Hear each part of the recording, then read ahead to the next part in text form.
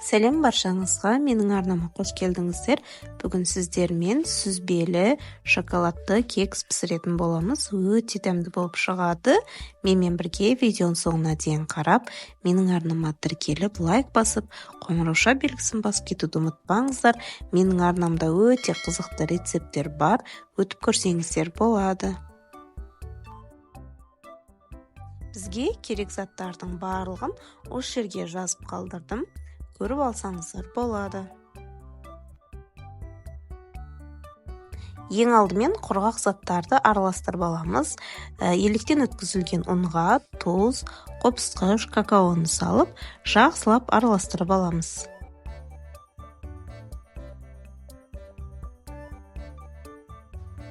Енді үлкендеу ыдысқа 3 жұмыртқаны саламыз. Үстінен қант салып, миксермен жақсылап араластырып аламыз.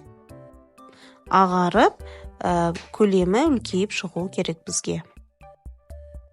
Міне дәл осылай аппақ масса дайын болды. Енді оған сұйық майымызды қосамыз. Тағда миксермен бір араластырып жібереміз. Енді үстіне құрғақ массаны саламыз. Миксермен жайлап араластырып аламыз.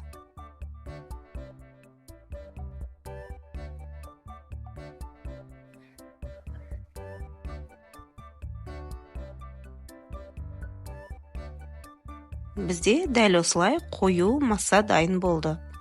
Енді біз сүзбелі массаны дайындап аламыз. Сүзбеге қантты жұмыртқаны салып, блендермен езіп аламыз.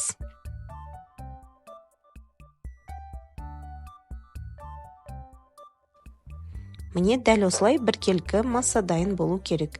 Енді кекс жасайтын арнайы осындай ыдыстарға капсулаларды саламыз. Үстіне біздің қою қамырымыздан бір ас қасықтан салып шығамыз.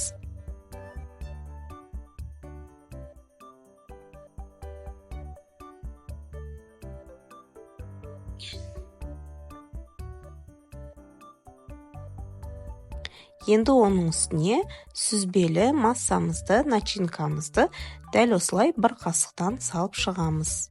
Менде барлығы осы 12 кекс шықты. Сіздер көлемін өздеріңіз қалағанша жасасаңыздар болады. Әрбір кекстің ішіне біреуден таңқурай салып шықтым. Сіздер шие пайдалансаңыздар да болады.